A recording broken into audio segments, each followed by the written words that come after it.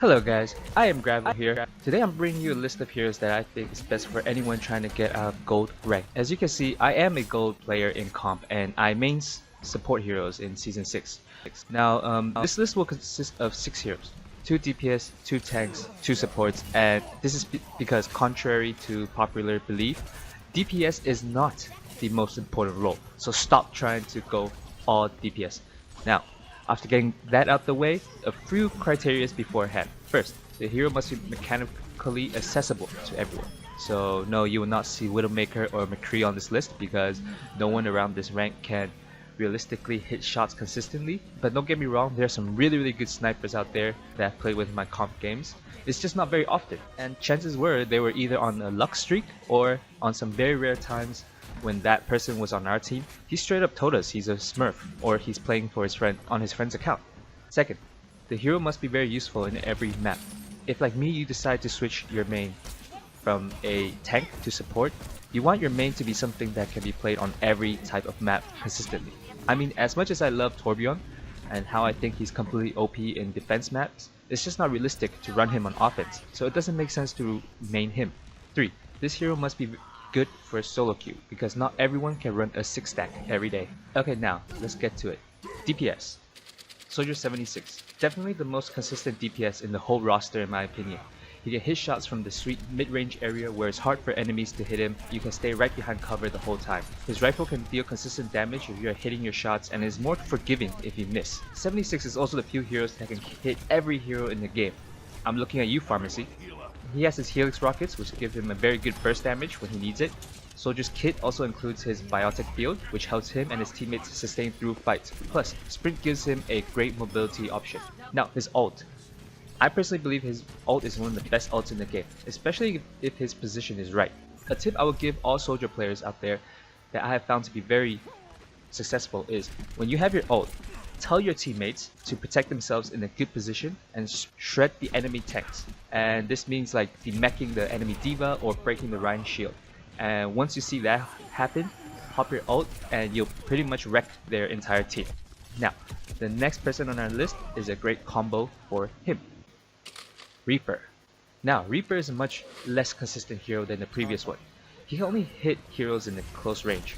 However, due to the fact that since the newest patch, the best tank, D.Va, has lost a lot of sustainability, it means that Reaper can literally shred through the enemy front lines now. When fighting up close, you really don't need great aim, so that's great for us, and his bullet spread is like half the screen, and does insane amount. No other hero can realistically beat him one-on-one up close. His shots heal him for small amounts of health, so if you see a hog or enemy wasted, you're just pretty much getting free ult and health. His Wraith form also gives him a great way to get out of fights. And yes, I say out of fights. Even at this level, it is very rare that if you Wraith into the middle of an enemy group, they will not know you're trying to ult them. So, pro tip. Finally, there's Shadow Step. No one cares about Shadow Step. Tanks. Reinhardt. Everyone's favorite German mech man is back, and is back big time. Sort of a disclaimer, in season 3 I was a Reinhardt main, but anyways, he is one of the few tanks now that can truly hold a front line in fights for his teammates now. With the defense matrix basically gone, his big barrier field is now more useful for your team than ever. Fire Strike can still do that sweet damage through enemy shields, and his charge is still a lethal weapon against enemy squishies.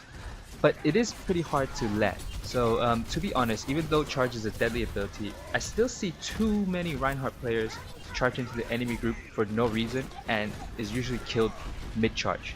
We end up one player less in the team fight. Since his Rocket Hammer got buffed, he has been able to more consistently output damage, and finally his ult. Earth Shatter when landed correctly is honestly a game-changing ult.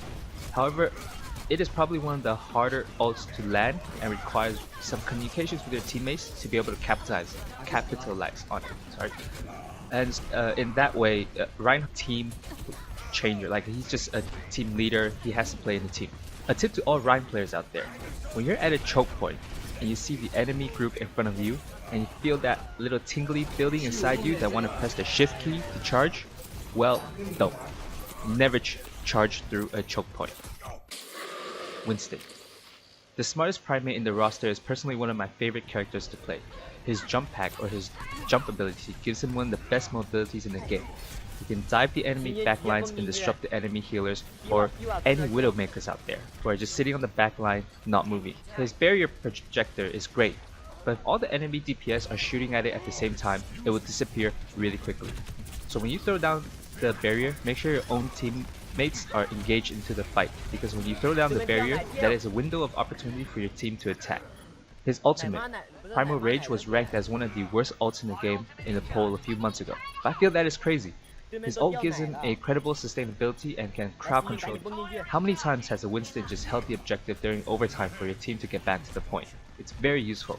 His Tesla cannon is great for diving enemy backlines and does not require any aim, so that is a great plus for any players on this level. Pro tip: I find the best combo with Winston is without a doubt Ana.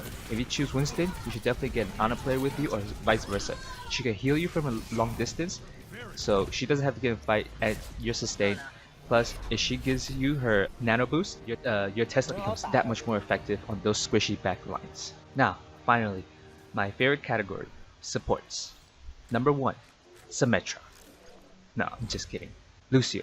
As a new Lucio main, I can tell you he is one of the most deceivingly hard characters to play. He is all about positioning and timing, and less about mechanical aim. Speed boosting or health boosting is something that can change the fight. Just a simple E-click. He for me is one of the hardest characters to break down because he has so many dimensions that can help his team. He can heal his whole team and sustain them, or he can play incredible DPS, especially on maps with clips. With his boop, he can take out up to 2 enemy team members at once. He is extremely hard to hit with his little hitbox and his super fast speed.